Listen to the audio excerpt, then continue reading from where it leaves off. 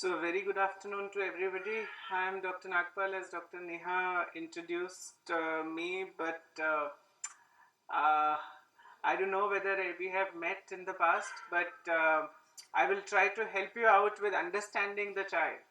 Now, we all presume that there is nothing really to understand. We all tend to react instinctively to many of the things which the child interaction brings to us. And in most instances, this instinctive reaction is good, in the sense that nature always intended things to be instinctive. That was how, the entire reflexes of the humankind are designed, which is to be kind and sympathetic to the child, right? Even if it is a stranger, right? So that holds us in good stead. However, when we look at the complex and increasingly more complex environment with which the child is faced with in today's day and age, there are certain things which creep up which are not really that natural. There is also the fact that many times one needs to be guarded about one's own behaviors as parents, so that we don't end up doing things or behaving in a manner which has implications for the child and his or her behavior later on in life, right? So with that goal in mind, we will be talking about some things which are based on scientific principles and other things which are based primarily on, you can say, my whims and fancies, but at the same time they are based on the experience that we gather from the interaction with so many patients over the years, right? So in case you have any doubt about anything, I would encourage you to speak up, because I think we are blessed with only 5 couples today, so it is easier for me to address individual queries, right? So we will begin with a bit of scientific background. If we as doctors are prone to use scientific terminology which doesn't make sense to most of the doctors also, but at the same time we will try to keep it as simple as possible, which is many times difficult, right? So the baby's brain grows, gets more and more complex with age. It is increasing in size. The networks, as you can see in the first point, is that the baby's brain volume is continuing to increase. The complexity of the networks between the neurons is continuing to increase. There is a process which we call myelination, which is the increase in the speed of these networks, which is continuing to increase. So basically, if you understand in computer language, what is happening is the processor is getting faster and faster, right? And this processor is able to process more and more information. Where does it derive this information from? Right? From the senses. What are the senses? 5 senses, right? Eyes, hearing, nose, taste and touch, right? So these 5 senses are providing the input which in a computer sense is provided by the keyboard and mouse, right? So if we look at it from the perspective of the child is basically like an unformatted, no operating system computer. It is trying to learn by observing. It is trying to see what is happening around in the environment, trying to absorb all that information, to draw inferences, and then use that experience for further action at a future date, right?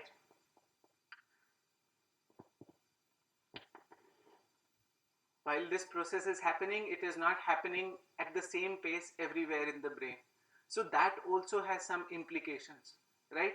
Why we need to understand all of this technicality is that if you understand this, then the rest of the sequence that is going to follow in terms of milestones and developments and what the child is going to do becomes very simple.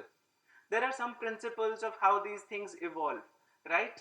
It is quite simple. Simple is that whatever will be this wiring or networking that is happening in the increasing pace is happening from head to toe, okay? And it is happening from proximal to distal. Proximal means closer to the center and distal means away. So from here to here and head to toe, right? This is the principle of all milestones. This is the principles of how things are going to evolve. Of course, there is one aspect of development which is physical. There is the second aspect of development which is about the senses. There is the third aspect of development which is to do with the cognitive ability, language and speech. And we are also going to be discussing a very interesting aspect which is related to emotional development. right? So we'll start with a simpler bit, which is the physical development. We have already discussed that the milestones are going to progress from head to toe. So what do we expect first? What do we expect first? We expect first eyes control over the mouth. So what is going to happen first is fixation of eyes, eye contact. Good. Next, what is going to happen is social smile. Third, what is going to happen is neck control, right? Then what happens? So then reaching out for objects is going to start, right? Then the back, which is going to lead to the sitting of the child without support. Then that is going to progress to standing, crawling first, then standing, and with support, without support, and then they start to walk, right? So increasingly, as you can see, it is moving from head to toe, and it is moving from center to distance, right? So this is the normal pattern of development. What is basically expected is that there is a 6 to 8 week child, just to give you a sense of when what happens. 6 to 8 week child is expected to have social smile, is expected to have some lifting of the head in the prone position, which is the tummy down position, right? While it increases, the complexity of movement increases, starts reaching out for objects at around 3 to 4 months of age, particularly objects in the central axis. If the object is very close to the center and it is within 1 to 2 feet range, which the child can see, they will try to reach out for that object, right? Next, they will start to roll over, right? This is around 4 or 5 months of age. At around 6 to 8 months, they start sitting, right? Then around 8-9 months, they start standing with support, without support at 10-11, and between 12 to 15 months, generally you expect them to start walking, right? So this is the gross motor, in technical terms, milestones of development. Again, as we said, the complexity of movement is going to move from center to distance. So the finger control or the finesse in the finger control is also continuing to evolve. So initially, when the child is born, the child has something very interesting which is called the grasp reflex, right? Whenever you will place a finger, and which is traditionally used in what do you call particularly in North India, के note पकड़ा देते हैं, ठीक है?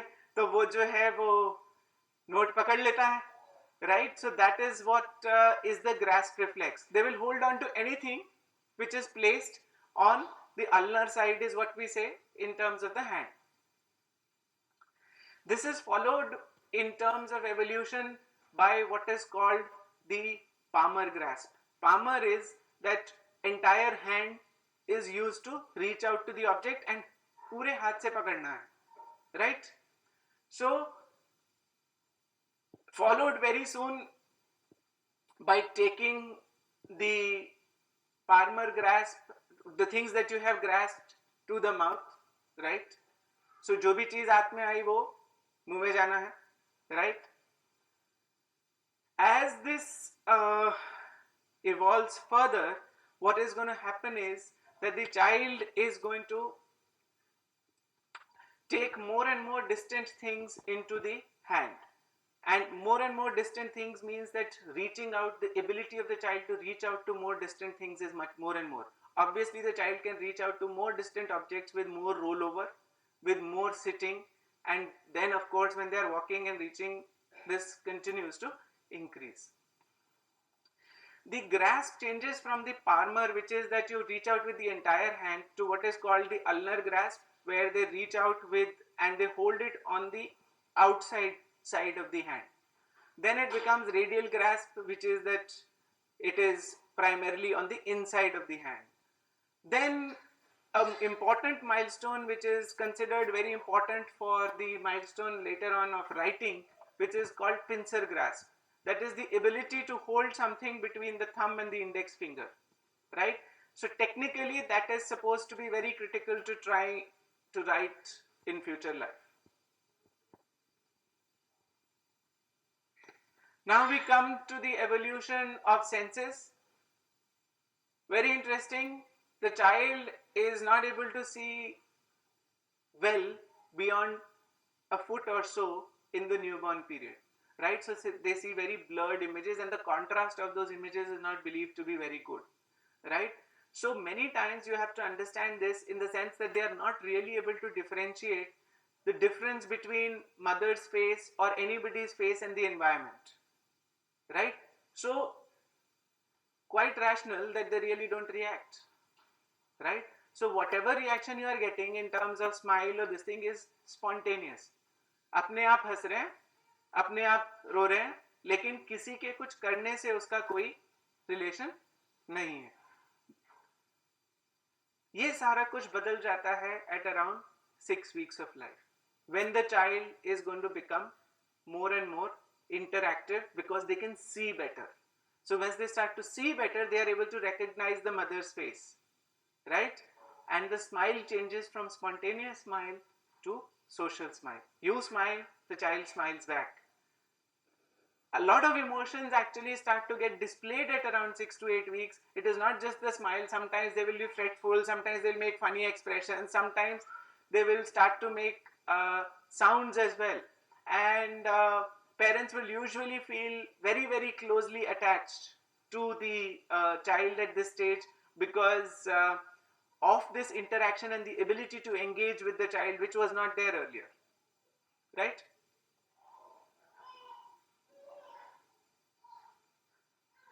So more inputs, more senses are going to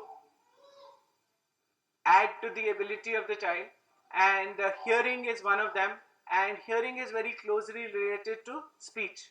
जो सुन सकता है वही बोल सकता है, right? So whether the child is able to hear or not able to hear is pretty much very critical to understanding whether the child will be able to speak or not be able to speak, which is why these days screening for all newborns is done for hearing.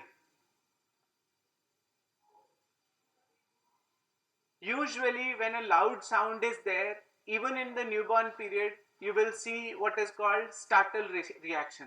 Startle reaction is बहुत जोर से आवाज हो गई तो चौंक जाता है बच्चा.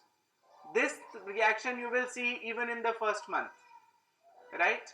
And they say the ability to hear something at all is there in utero inside from around 4 to 5 months of gestation.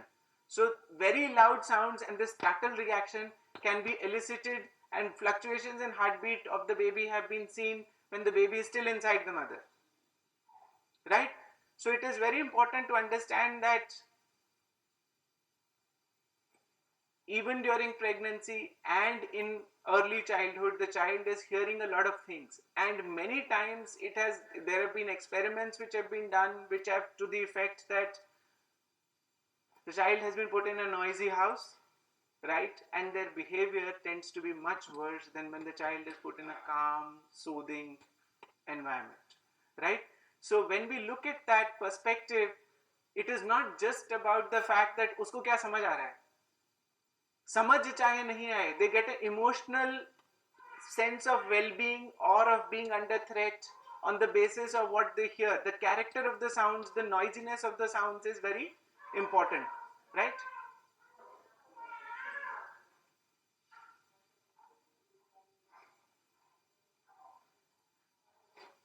So when we look at hearing beyond the first month or so, then what is going to happen is that the child is going to start turning towards the source of the sound. इधर से आवाज किया, child will turn. This kind of response can usually be elicited at around 2 to 3 months of age, right? There is a verbal kind of interaction which will be, there will be razzing and there will be gaga woo kind of sounds which the child is going to make at around 2 to 3 months itself. This child, if you start to speak to, it will appear that they are talking back to you, right? They may not understand anything, but they are trying to engage in a conversation. You are making a sound, they are making a sound. उनके हिसाब से तो conversation हो गई, right? It is something like the interaction जैसे pets के साथ भी होता है. आप उनसे बात कर रहे हो तो बहुत ध्यान से सुनते हैं, और बीच बीच में अगर कई बार बोलो तो वो भी बोलने की कोशिश करते हैं कुछ कुछ अपने अंदाज में. 2 to 3 months, yeah. So hearing of course becomes pretty much more and more accurate in terms of localization, what is the source of the sound, and turning becomes more and more accurate. But at the same time, what is also going to happen is that the child now starts to become more and more experimental in terms of speech. So what they are speaking, how they are speaking becomes more and more in sync with the kind of things that they are hearing around in their environment, right? So by 6 to 8 months, there is a significant milestone which is called bisyllables. So mama, papa, dada, those kind of things seem to appear, and it is pretty much a source of lot of arguments in the family कि पहले मामा बोला था कि पहले दादा बोला था, ठीक है, but finally all of this is being said without meaning, right? So all of this is different from true speech. True speech is when you are trying to say a particular thing with a particular meaning only, right? So true speech, one word with meaning, is going to develop at around 12 to 13 months of age. So that's still a fair time away. And as we are talking about speech and hearing milestones, one needs to keep engaging with the child, and one important lesson one needs to draw from this is that children don't learn what you teach them, right? They learn what they see, they learn what they hear, they learn what is happening around in their environment. So this is a very important lesson to learn. किसी को सिखा के आप कोई चीज सिखाना is always a pain. Do it the way you want your child to do it. That applies to everything. In terms of speech, one needs to be careful. Many times we have our own mother tongue. Many times one tends to have our own helps who have their own mother tongue. Many times we try to teach the child a third language which has nothing to do with the two mother tongues. And in the entire confusion, many times we also see that even in the same language there can be 2-3 words for the same thing, right? So end result is the child is many times confused as to what are you actually trying to say. So communication, repetitive speech in front of the child, trying to understand, trying to talk with the same words every time, same language, that is critical to early development of speech in the child.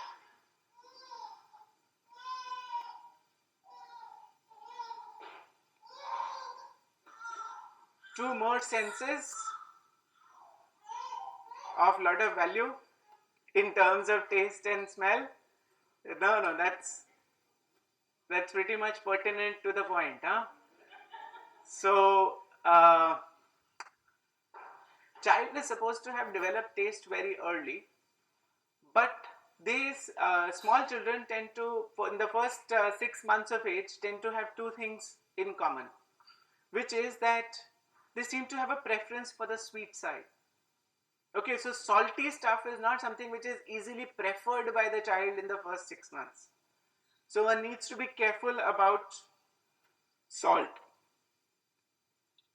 This behavior decreases after 6 months but still continues to persist to some extent even when you are introducing solid foods. So you need to be careful through that duration of 6, 8, 9, 10 months.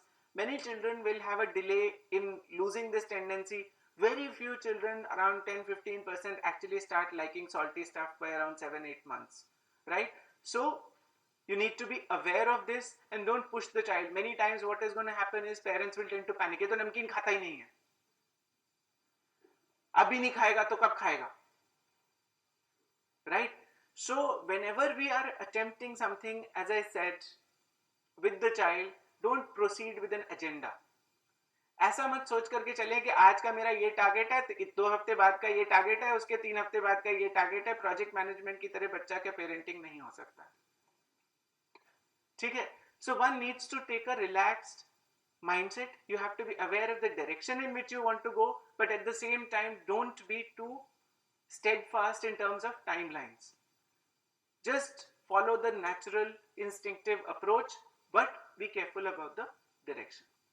Smell is also something which is supposed to be present right at birth.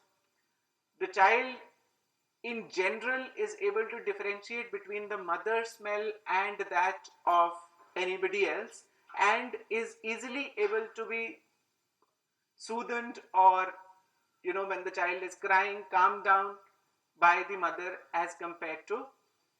So there is a trick to it though, there is a use. So trick is that you can get the mother, you can use this thing for the fathers. The trick is there, which is that you can use this, you can get the mother to wear a particular perfume. This was a research which was done, right, since birth, and then the fathers can have the same thing. Okay, so you can actually get the child to kind of think that. So it has been found that the fathers are able to cool down the baby easier if this trick is employed. Okay, so now we come to the most interesting side, which is the social development, cognition and emotion. Right? Now we will talk more about the experiential side rather than about what is the technical aspect. Technical aspect is अच्छा इस as पे ये करेगा, इस as पे ये होना चाहिए, all of those things. But the emotional development is something which is about more than the physical well-being. This is about the fact that how well is the child adapting to human surroundings, human environment, interaction with the parents, fretfulness, crankiness, everything. So all of this has its own milestones. So you will realize that a child who's approaching 2 months, so now the child is able to see, hear, smell, taste. All of this is providing the child with input.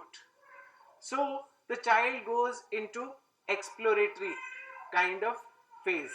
Exploratory is everything has to go into mouth. That exploration is called oromotor exploration. Okay. At this stage, at the emotional level, the child has only one concept. That one concept is trust versus mistrust. If a particular phase, a particular bell, a particular thing is associated with discomfort or pain or fear for the child, then that is mistrust. While if you are associated with positive feelings of relief, calmness, happiness, then those things are trust. So only two categories, either you are trusted or you are not trusted. Passport pass हुआ कि reject हो गया. As simple as that. Why it is very important is that the feeding patterns related to babies, why do we say so often that babies should be fed on demand, has something to do with this basic concept of trust and mistrust. And why we insist so much on breastfeeding is also related to that. When we say feed on demand, what we are saying is that psychologically the child is under stress when the child is hungry. And what is the mother doing by feeding on demand? You are providing relief from that stress. Right? So this has very long implications in increasing the bonding between the child and you. So children who are fed on demand are less fretful, more pleasant, happier children at 1 year of age compared to children who are fed by two other means, which is schedule or convenience. Right? Convenience feeding is obviously the worst lot, which is that when the kids are fed as per the convenience of the parents. This bonding and behavior and exploration, all of that also has other implications as far as the behavior of the parents in the environment is concerned. When we say about the behavior of the parents, it has been noted very clearly that if the parent at around again first 2 to 3 months is depressed, not interacting with the child, then what is going to happen? These children tend to be more fretful, irritable, very lost in terms of activity and all, even as late as 9 to 12 months later. So your behavior, your interaction, your positivity, everything to do with your home environment has very critical implications as far as the child stage and the subconscious wiring which is happening within the child. You have to understand that we can all presume that the child will not remember all of this, right? But it is not about remembering. It is about the fact that your subconscious wiring is taking place at this stage and you get hardwired into understanding things in a particular way.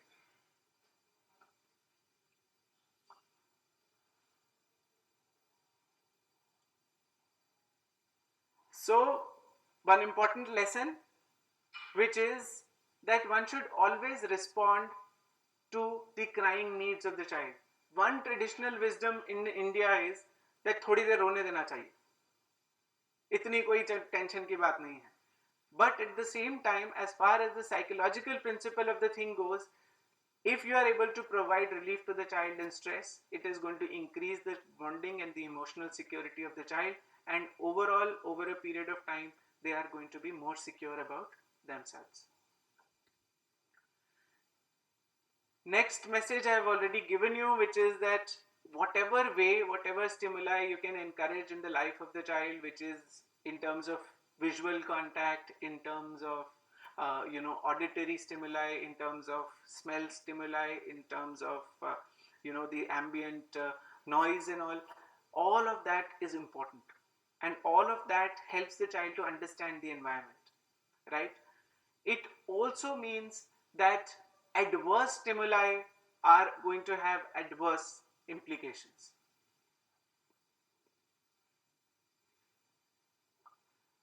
So 2 to 6 months brings us to another important stage, which is that stage is defined as what we call emotional detachment. Doesn't sound too great. अभी तक तो बच्चा शरीफ था, mother से बिल्कुल attach था, अभी जो है वो अचानक से डिटैच कैसे हो गया? So this child is now not satisfied with oromotor exploration. ठीक है, खाली इसको स्टिमुलेट कर देने से अब नहीं होगा, अब उसको हर चीज देखना है, हर चीज एक्सप्लोर करना है. Whatever is happening in the environment, this child wants to see. So a child who's feeding peacefully is suddenly going to turn left because there was a sound there, right? A child who was otherwise you could like ensure कि 20 minutes feed ले ले, या फिर जो है वो 30 minutes feed ले ले, 10 minutes. A child who liked to be picked up and calmed down by the mother or this thing is suddenly not calmed down by that. उसको बाहर ले जाना पड़ेगा, उसको कुछ और चीज दिखाना पड़ेगा, right? पहले तो खाली मदर से चल जाता था, right? So all of these things have implications. Implications are that as the child is getting older, the amount of stimuli which are required to achieve particular objectives are going to increase. In this, it is very important lesson is there. Lesson is that many times as parents we start to use audio visual aids to help us. नहीं समझ में आ रहा है तो phone दिखा दो, है कि नहीं? तो implication क्या है? Implication ये है, you are exposing the child to a very high level of audiovisual stimulus. What it is going to lead to is that it is going to lead to a situation where lesser stimuli are going to mean less to the child, right?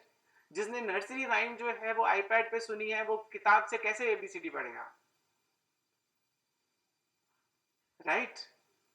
नहीं पढ़ सकता ना, because उसका तो introduction ही शुरू से वहां से हुआ है, right? So one has to minimize the amount of stimulus that you are giving. Many times this has a lot of implications for mothers who are attempting to feed the child, right? Particularly when you are introducing solid foods, right? Easy way out is distract कर दो, TV दिखा दो,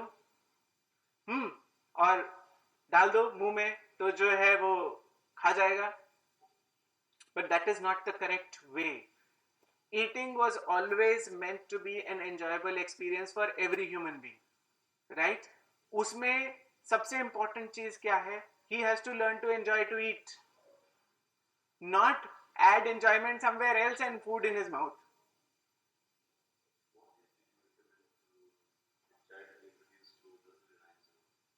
Yeah, so as I said, the best way to introduce them to nursery rhymes is to sing it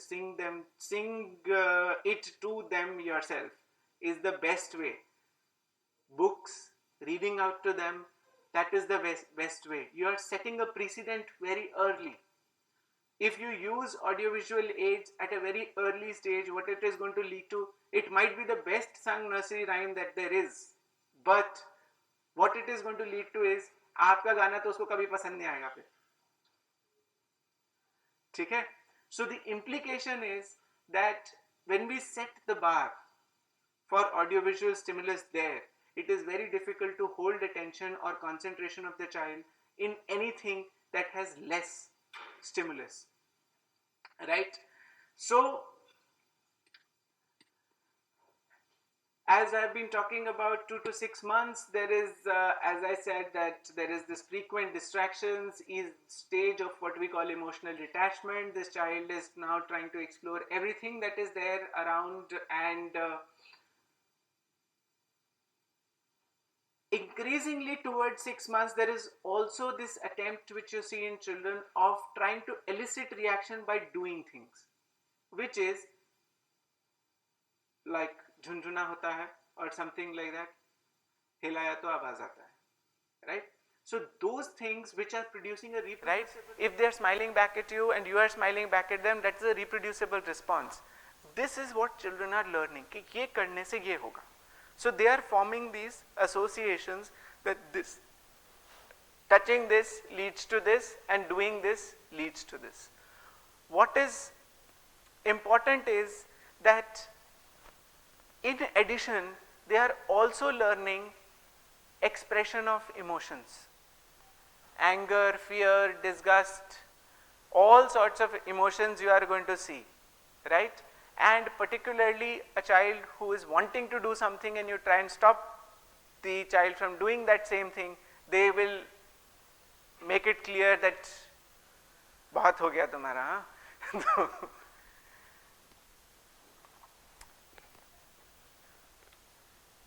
So as we have already discussed, the child may no longer focus on feeding, weight gain can be less, vision is better, face-to-face interactions with sharing of more emotional states is there, and you achieve regular sleep-wake cycles between 2 to 6 months. But it is very short-lived, है ना?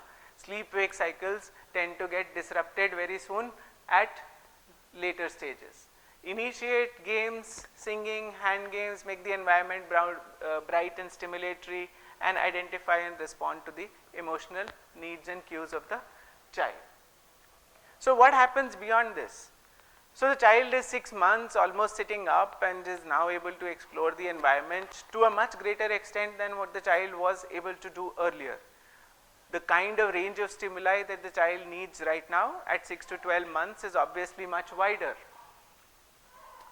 So they develop an increasing sense of मुझे ये चाहिए और मुझे ये करना है. So there is intent and there is also the belief of identity, right? So these things also have some implications in terms of understanding how we should react, because what is also happening at this stage for many mothers is that there is this aspect of maybe going out to work, there is this aspect of being less and less with the child, because finally you have to kind of indulge in other activities around the house. So all of this has implications because the child is also starting to develop this concept of what is called object permanence. इससे पहले आपने कोई चीज उसके हाथ से ले ली और छुपा दी तो out of sight is out of mind, right? But object permanence is छुपा दिया पर है तो सही, अब दो, ठीक है, आप ही ने छुपाया है, अब दो, ठीक है. So it is no longer possible to fool the child that गायब हो गया, चिड़िया ले गई, उड़ गया, वो सब नहीं चलेगा. अभी है तो था तो दो, right? And many times it is important for working mothers because just disappearing doesn't serve the purpose. They expect you to be there, and there is what is called the separation anxiety, which is that आपने अलग कर दिया तो जो है वो, the child is going to be more fretful, anxious and therefore difficult to manage many times for people behind you. ठीक है? So these implications need to be understood when we are going to be shortly discussing how to manage separation anxiety. They can differentiate between languages. Teething can start at this stage. The things that we discussed of taking things to the mouth, drooling and mouthing and frothing, all of those things start at 3 months, but teething happens after 6 months. So many times in traditional Indian wisdom it is believed that all these are signs of teething, but teething is much later. So it's not something that has direct implications. Of course, a lot of children are doing a lot of mouthing at the time of teething also.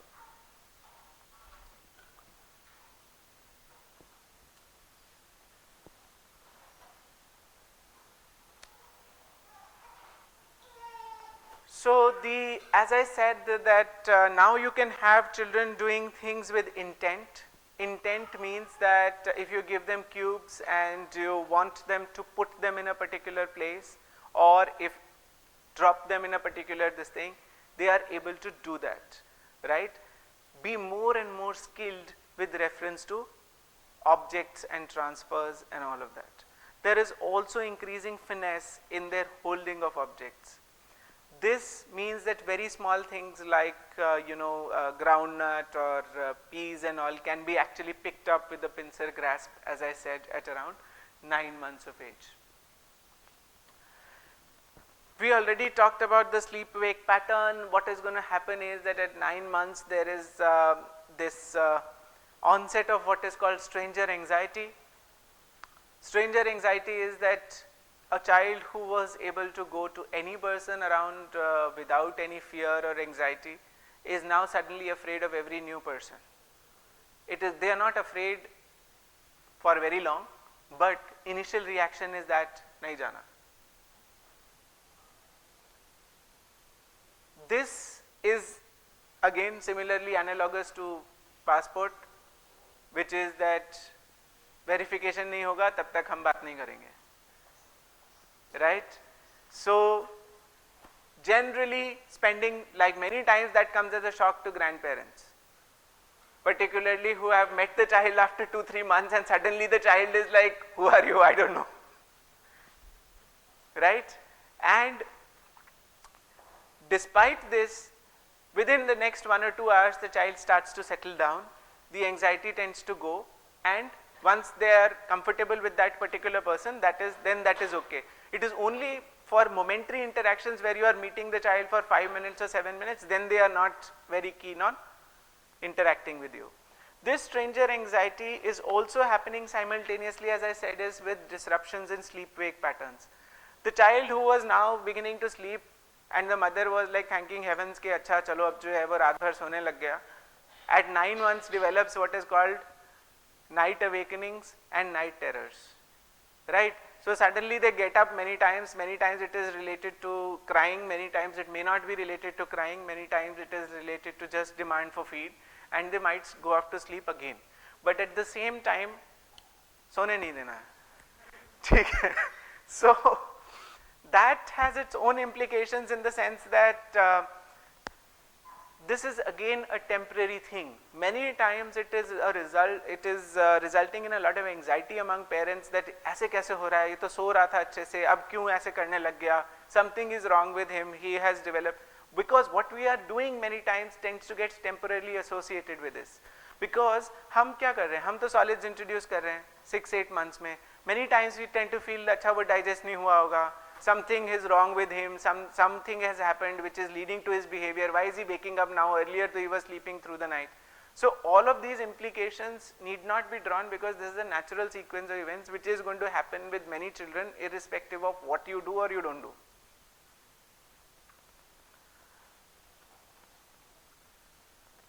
So your engagement with the child should become more and more diverse. You should prepare actively for these separations, which we are again talking about. How you can actually help is that you can offer them transitional objects.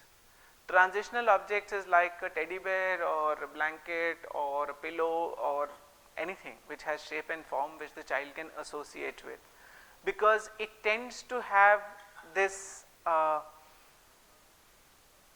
bonding which the child can develop with an inanimate object who, or it will never leave the child, and the child can attach to that particular object, and since the mother has to go, the child continues to feel secure, that, right. So object permanence can be actually utilized in this particular way, that we understand that objects are permanent, but this will permanently be there with you. So don't worry, right. So that is something that has its own utility. Next implication is with respect to tantrums. One is aware that tantrums tend to be very common at this age, and sometimes they can be bad in terms of trying to harm themselves, where they are banging the head against the wall, or something which is overtly annoying, right. So those things need to be handled wisely in the sense that the classical management of tantrum is ignore, right. Classical management of tantrum is ignore means that you cannot accede or accept the demand that is being made at that particular point in time. Two ways to deal with demands of babies: say yes or say no, right. If you have said yes, give the thing. If you have said no, stick to the no, right. After they have thrown a tantrum, if you say yes to something that you have already said no to, then it reinforces the tantrum, because what you have done is कि अच्छा ये करने से मानते हैं, अब तो आपने उसको सिखा दिया. And human kids are very smart, right. वो तो जो है वो सबसे पहले तो इमोशनली मैनिपुलेट करना सीखते हैं, बाकी तो सब बात की बात है, right. Next thing, as I said right in the beginning, is about environmental exploration. More and more the child is physically capable of crawling, of moving around with furniture and this thing. Many times we've seen parents who become overprotective in the sense that it is wise to ensure safety, but the only method that the child has to learn is exploring. So the exploring of the environment should not be curtailed. Ensure safety while allowing the child to be her natural self. Don't try and restrict them too much. These days what we are seeing is that many of the children are not crawling at all. Why? Because the mother never let them on the floor, right. Crawl करने के लिए कोई चीज भी तो होनी चाहिए. Bed पे कितना crawl करेगा, right. So that has become an optional milestone. They will straight away from sitting, they will go to walking and standing, right. So allow them to explore the environment, encourage autonomy, and don't try to control them too much, but be clear about your no's, right. There are certain things which are not to be done, means not to be done. Supposing you expect your child not to fiddle around with your mobile, let us say. If everybody in the family is clear about that one particular thing, and right from the beginning your reaction is the same. Again, in terms of, I'll underline, reaction is not verbal. You understand? With the child, saying no with a smile is useless. है ना? कितना cutely फेंक रहा है mobile. मत करो बेटा please. वो तो ना होता है. The only thing they understand is the expressions on your face. If you mean business or you don't mean business. So the no has to be said like a no. It is not like that you are finding things cute. And second, you have to be consistent. You can't have a situation where today my boss hammered me a lot, so nothing that you do is acceptable. Right? Or the other way around, that today I am in a good mood, आज तो जो तोड़ना है तोड़ ले. ठीक है. So दोनों चीजें नहीं करनी है. Don't go to extremes. Don't have so much variation between individuals that the child learns to exploit them. Don't accept tantrums in terms of what you are trying to, whatever the child is trying to ask. Try to accept as many things with yes as early as possible, but not after the child has already. So there is a red flag list of some milestones which I think Geetu will be giving to you. Red flag list, huh? So which is, no, we are not giving. Chalo, fir then I'll read it out. Huh? Okay. So there are some milestones which, if not achieved, have some implications, right? And basically the idea is to make you aware that if the child doesn't do all of this by a particular age, then you tend to show to the pediatrician or to the development assessment specialist, which is there. Usually a routine development assessment here is done at 9 months, right? And we normally keep the child in development surveillance on every visit that you come. So what are the red flag signs? Red flag signs is that if a 2-month-old has no social smile and there is no visual fixation, right? That is one. 4 to 6-month-old fails to track a person or object and has no steady head control. It does not turn to sound or voice. 6-month-old has absence or very less vocalization. कुछ बोलता ही नहीं है, कोई आवाज ही नहीं निकलता है. 9 to 12-month-old, we already said normal age of sitting is 6 to 8 months. So if a 9 to 12-month-old is not sitting, then that's also something that we should worry about. An 18-month-old is not walking independently and does not seek shared attention. Now why shared attention is important is because of this like spurt in many cases of autism and related disorders. Shared attention is that the child starts to engage with the parent and interact emotionally with the parent. If that is not happening at 18 months, then we get slightly worried. 24 months with no single words, we already said that one word with meaning has to come at 12 to 15 months. So maybe at 24 months, if that is not happening, then that's something that you need to discuss. 36-month-old child is expected to join phrases and have 3-word sentences, right? So if that is not happening, then that is something that you need to discuss. And cannot follow simple commands, move left, move right, get up, get down, those things need to be understood. A more than 3-year-old, of course, still having an unintelligible speech and dependence on gestures to follow commands is something which we take in terms of implications for milestones and development. So we wind up here in terms of the blabbering, but you can obviously guide me in case you need any queries answered. All resolved, good, that's great. Doctor? Yeah.